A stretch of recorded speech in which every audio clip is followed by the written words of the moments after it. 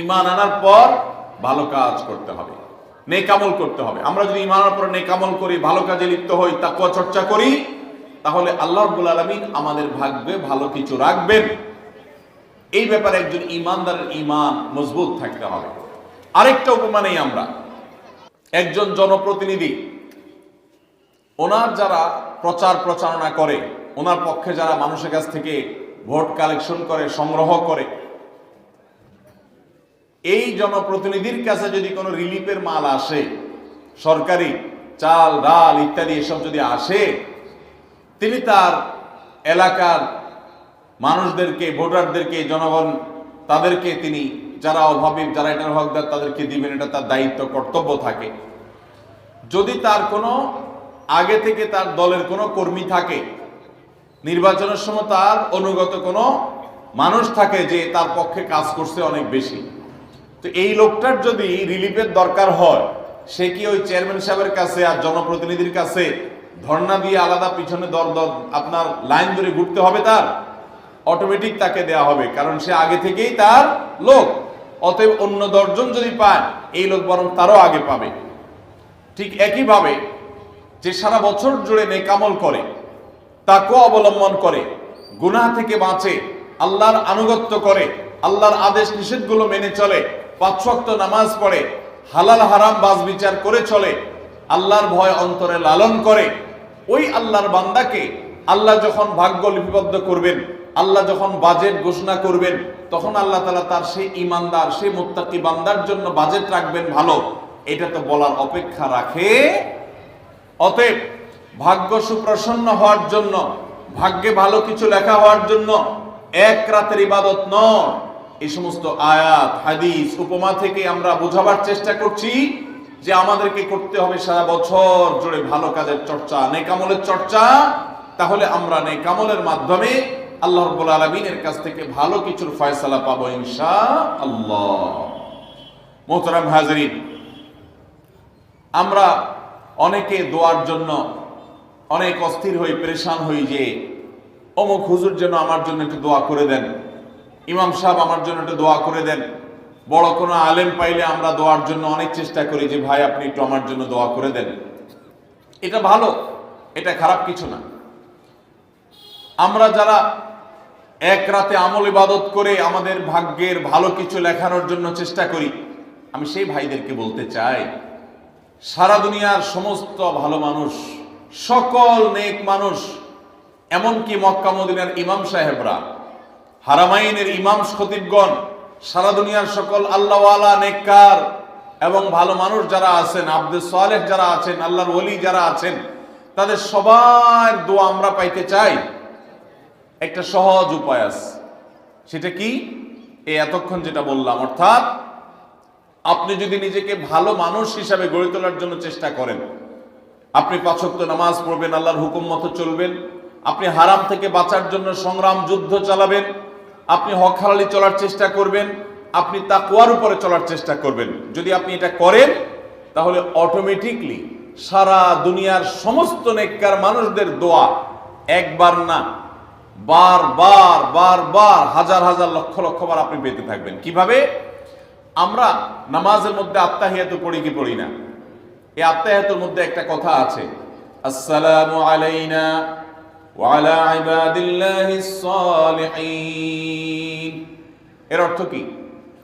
এর অর্থ হলো, হে আল্লাহ, নামাজের মধ্যে নামাজরত অবস্থা দোয়া, এখানে দোয়া করছে মুসল্লি, হে আল্লাহ, আসসালামু আলাইনা, আল্লাহ আমার প্রতি শান্তি বর্ষিত হোক, আমাদের প্রতি শান্তি বর্ষিত হোক, ওয়া আলা ইবাদিল্লাহিস সালিহিন, এবং আল্লাহর যত নেককার বান্দা আছে সারা পৃথিবীতে, সারা দুনিয়াতে যত নেককার বান্দা আল্লাহর আছে, যারা ভালো কাজ করার চেষ্টা করে, যারা হক হালালি চলার চেষ্টা করে, যারা হারাম উপার্জন করে না, যারা হারাম জিনিস দেখে না, হারাম জিনিস ধরে না, হারাম খায় না, হারাম কথা বলে না, হারাম জায়গায় যায় না, হারাম কাজ করে না, 5 ওয়াক্ত নামাজ পড়ে, যাকাত ফরজ হলে যাকাত দেয়, হজ ফরজ হলে হজ করে, রমজান আসলে রোজা রাখে, সকল ফরজ কাজগুলো করে, এক কথায় কোরআন হাদিসকে মেনে চলার চেষ্টা করে যারা, তার জীবনের অক্ষরে অক্ষরে প্রতিটা পদক্ষেপে, এদেরকে বলা হয় নেককার বান্দা।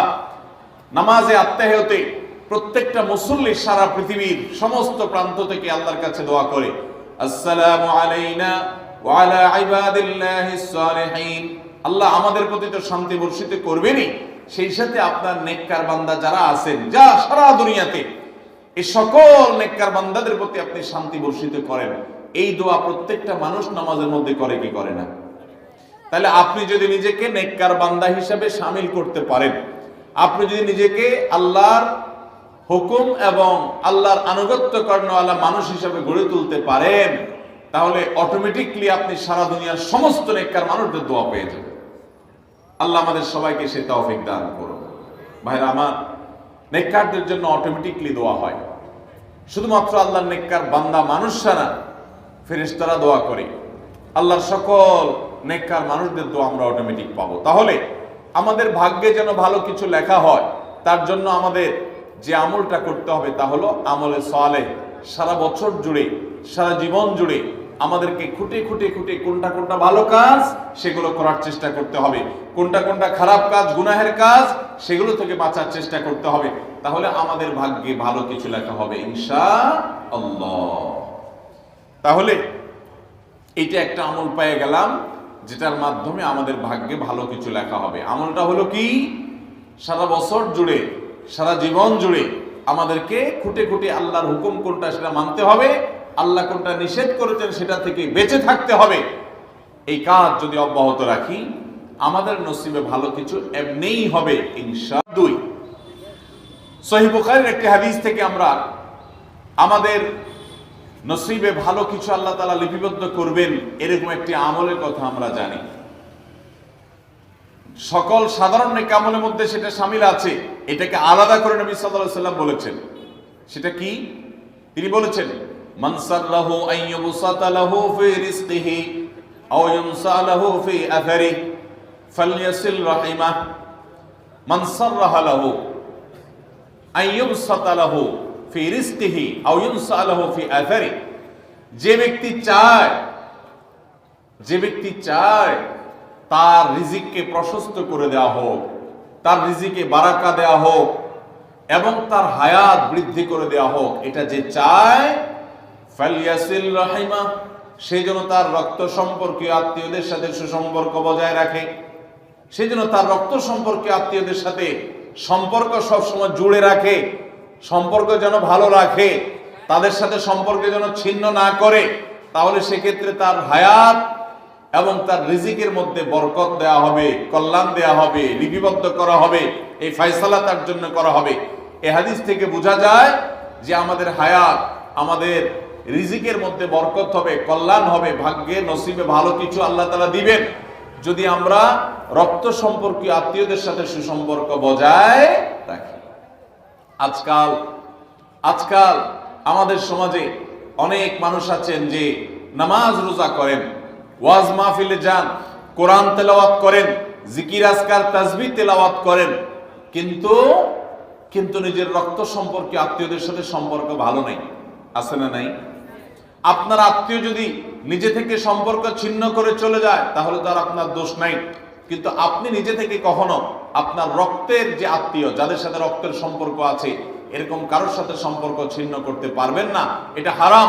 নবী করিম সাল্লাল্লাহু আলাইহি ওয়াসাল্লাম বলেছেন, মান ওয়াসালাহুল্লাহ ওয়া মান কাতাআহুল্লাহ, যে ব্যক্তি আত্মীয়তার সম্পর্ককে রক্ষা করবে আল্লাহ তাআলা তাকে রক্ষা করবেন, যে আত্মীয়তার সম্পর্ক ছিন্ন করবে, তাকে ত্যাগ করবে, আল্লাহ তাআলা ওই ব্যক্তিকে ছিন্ন করবেন।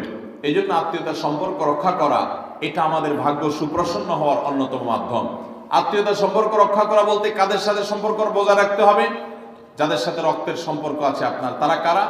আপনার শরীরে আপনার বাবার রক্ত আছে, রক্ত সম্পর্কীয় আত্মীয়, আপনার বাবার সাথে আপনার ব্লাডের কানেকশন আছে, আপনার মায়ের সাথে আপনার ব্লাডের কানেকশন আছে, এবং মায়ের সাথে ব্লাডের কানেকশন থাকার কারণে মায়ের দিককার আত্মীয় আপনার মামা, আপনার খালা, আপনার নানা নানি, তারা হলো আপনার রক্ত সম্পর্কীয় আত্মীয়। ঠিক একইভাবে আপনার বাবার দিককার রক্ত সম্পর্কে আত্মীয় হলেন আপনার দাদা দাদি, আপনার চাচা, আপনার ফুফু, এবং চাচাতো ভাই বোন, ফুফা না ফুফু, যিনি তার রক্ত আপনার বাবার রক্ত এক, সেজন্য তারা রক্তের আত্মীয়। ভাই বোন তো আছেই, এই রক্তের আত্মীয়দের সাথে অনেকে সম্পর্ক বজায় রাখে না, কোনো কারণে সম্পর্ক ছিন্ন করে ফেলে, এটা হারাম। আমরা দুনিয়াতে অনেক বন্ধু বান্ধবের সাথে সম্পর্ক ভালো রাখি, অনেক দোস্তের সাথে সম্পর্ক ভালো রাখি, অথচ আমাদের এই রক্ত সম্পর্কে আত্মীয়গুলোর সাথে সম্পর্ক ভালো রাখা হয় না। মোহতারাম হাজিরিন, আমাদের নসিবে আল্লাহ ভালো কিছু দেখ, আমরা সবাই চাই কি চাই না? তাহলে শবে বরাতে রাতভর আপনি দোয়া জিকির আজকার করলেন, কান্নাকাটি করলেন, আর মিলাদ মাহফিল করলেন, আশা করলেন আপনার ভাগ্যে ভালো কিছু লেখা হবে। আপনার ভাগ্যে ভালো কিছু লেখা হবে না যদি আপনি আপনার রক্ত সম্পর্কে আত্মীয়র সাথে সম্পর্ক ছিন্ন করে বসে থাকেন। কারণ আপনার জীবনে, আপনার রুজিতে, আপনার ইনকামে, উপার্জনে বরকত হওয়ার পূর্ব শর্ত হলো আপনার এই রক্ত সম্পর্কে আত্মীয়গুলোর সাথে, আত্মীয় স্বজনের সাথে সুসম্পর্ক বজায় রাখা। হ্যাঁ, তারা যদি সুসম্পর্ক বজায় রাখতে গেলে আপনার ক্ষতি করে, আপনাকে বিপদে ফেলে, তাহলে আপনি নিজেকে বাঁচাতে পারেন, আত্মরক্ষার জন্য আপনি দূরত্ব বজায় রাখতে পারেন। কিন্তু তাই বলে তাদের সাথে আপনি সম্পর্ক নষ্ট করে থাকবেন, তাদেরকে ভুলে থাকবেন বা তাদের সাথে সম্পর্ক রাখবেন না, এটা কিন্তু জায়েজ হতে পারে না।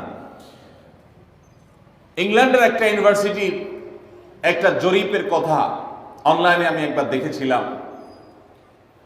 এটার উপর একটা প্রতিবেদন দেখেছিলাম যে একটা নামকরা বিশ্ববিদ্যালয়, তারা বিশ্ববিদ্যালয়ের ছাত্রদের মধ্যে একটা সার্ভে তারা চালিয়েছিলেন।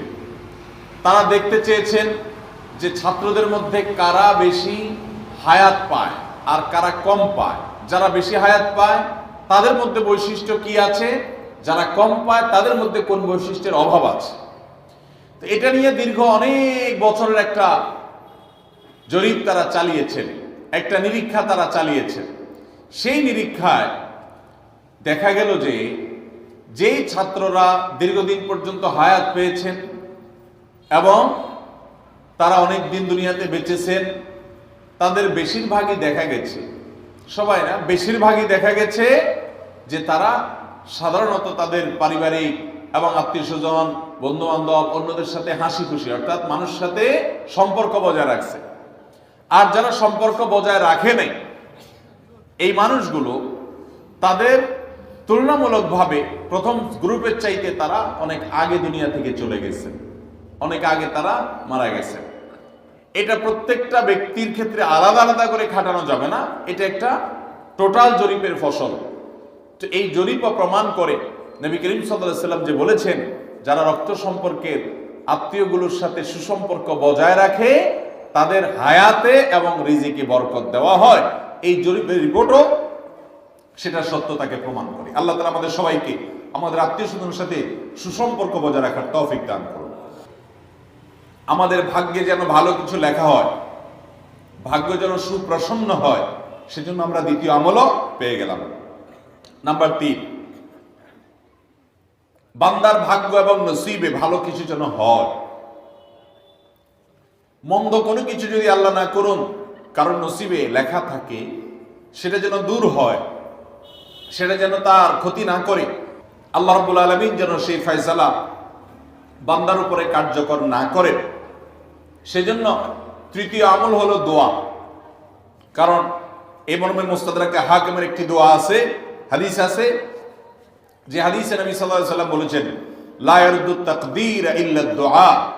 তিরমিজিতে একই হাদিস আসছে, ভাষ্য ভিন্ন, লা ইয়ারুদ্দু কাযা ইল্লা আদ-দুআ। বান্দার তাকদীর, বান্দার ভাগ্য, এটা কোনো কিছু পরিবর্তন করতে পারে না। অন্য এক হাদিসে আসছে, আল্লাহ যা ফয়সালা করেন সেটা আর পরিবর্তন করেন না।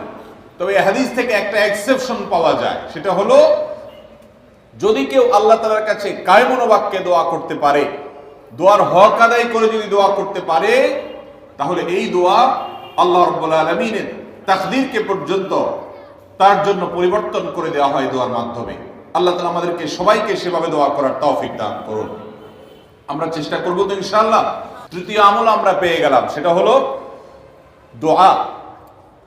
আল্লাহ তাআলার কাছে যদি কেউ চোখের পানি ফেলে দোয়া করে, আল্লাহ আপনি আমার নসিবে যদি খারাপ কিছু লেখাও থাকে সেটা থেকে আপনি আমাকে উদ্ধার করেন।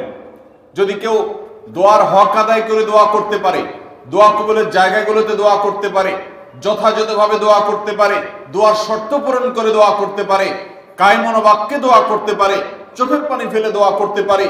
দোয়া এত বড় অস্ত্র, দোয়া এত বড় মাধ্যম, দোয়া এত বড় একটা উপায় যে এটা দিয়ে আল্লাহর লিখন, আল্লাহর তাকদীর, এটা আল্লাহর কাছ থেকে পরিবর্তন করিয়ে আনা যায় এই দোয়ার মাধ্যমে। অথচ এই দোয়াও আমরা বেশি মানুষ করতে পারি না। আমরা হুজুরদের দিকে চায় থাকি যে হুজুরদের সাথে আমরা শুধু আমিন আমিন বলবো, নিজেরা আল্লাহর কাছে দোয়া করবো এটা আমরা জানি না। অথচ আল্লাহ বলেছেন উদউনি আস্তাজিব লাকুম, তোমরা আমার কাছে দোয়া করো, আমি তোমাদের দোয়া কবুল করব। অতএব ভাইরা আমার, আমরা আল্লাহ রাব্বুল আলামিনের কাছে আমাদের ভাগ্যে যেন ভালো কিছু লেখা হয়, সেজন্য আল্লাহর কাছে বেশি বেশি করে দোয়া করব। এবং আমাদের তাকদীরে যদি কোনো ক্ষতিকর কিছু থাকে তো সেটা যেন আমাদের ক্ষতি না করে আল্লাহ রাব্বুল আলামিন যেন আমাদের প্রতি রহম করেন, এই মর্মে আমরা যদি দোয়া করি তো দোয়ার মাধ্যমে আল্লাহ তাআলা তাকদীরও পরিবর্তন করে। অবশ্য তাকদীরের মধ্যে দুইটা প্রকার আছে, একটা তাকদীরে মুবরাম আর একটা তাকদীরে গায়রে মুবরাম। তাকদীরে গায়রে মুবরাম যেটা, সেটা তাকদীর দোয়ার মাধ্যমে ফয়সালা আল্লাহ পরিবর্তন করেন। মুবরাম যেটা পরিবর্তন করেন না, অর্থাৎ যেটা চূড়ান্ত করেছেন আল্লাহ তাআলা আগে থেকে, সেটা পরিবর্তন করেন না। তবে বান্দার হায়াতের ক্ষেত্রে কোন কোন হাদিস থেকে জানা যায় আল্লাহ রাব্বুল আলামিন কোন নেক আমলের ফলে দোয়ার মাধ্যমে আল্লাহ রাব্বুল আলামিন অনেক সময় সেটাতে পরিবর্তন করেন এবং সেটাতে বারাকা দান করেন। অতএব আমাদেরকে তাকদীর, ভাগ্য যেন সুপ্রসন্ন হয়, আমাদের নসিব যেন ভালো হয়, আল্লাহ যেন ভালো কিছু দান করেন, সেই জন্য শবে বরাতে রাত ভরে ইবাদত বন্দিগি এই জন্য নয়, বরং আমাদের ভাগ্যে ভালো কিছু হওয়ার জন্য বছর জুড়ে আমাদেরকে নেক আমল করতে হবে। এক রাত ইবাদত বন্দেগী করলেন, সারা বছর কোন নফল নামাজ, ফরজ নামাজ, অন্যান্য ফরজ কাজ করলেন না, আর আপনি আশা করলেন যে আল্লাহ আপনার জন্য ভাগ্যে ভালো কিছু লিখে দিবে, এটা সঠিক নয়। আর ভাগ্যের নির্ধারণটা মূলত লাইলাতুল কদর, এটি বোঝা যায় সূরা দুখান থেকে, অন্যান্য সূরা থেকে। অতএব আমাদের সবাইকে আমাদের ভাগ্যে ভালো কিছু লেখার জন্য বেশি বেশি আমাদের 5 ওয়াক্ত ফরজ নামাজ সহ আল্লাহর সমস্ত ফরজ বিধানগুলো মেনে চলতে হবে, হারাম এবং গুনাহের কাজগুলো থেকে বেঁচে চলতে হবে, এবং সেই সাথে আমাদের সবাইকে বেশি বেশি করে, বিশেষ করে নেককারদের কাতারে শামিল হতে হবে। আমি যত বেশি নেককার হতে পারবো, ওই যে নামাজে আত্মীয়তার মধ্যে নেককারদের দোয়া পাবো, আমার প্রতি শান্তি আল্লাহর এমনি বর্ষিত হবে। এবং দ্বিতীয় আমল হলো বেশি বেশি করে আত্মীয় স্বজন, রক্ত সম্পর্কীয় যারা, তাদের সাথে বিশেষভাবে সুসম্পর্ক বজায় রাখতে হবে। সম্পর্ক নষ্ট করা যাবে না, সম্পর্ক ছিন্ন করা যাবে না। এবং তৃতীয় আমল হলো বেশি বেশি দোয়া করতে হবে। এই তিনও আমল যখন আমরা একযোগে চালাবো, একদিক থেকে সাধারণ সব নেক আমল করব, বিশেষভাবে আমি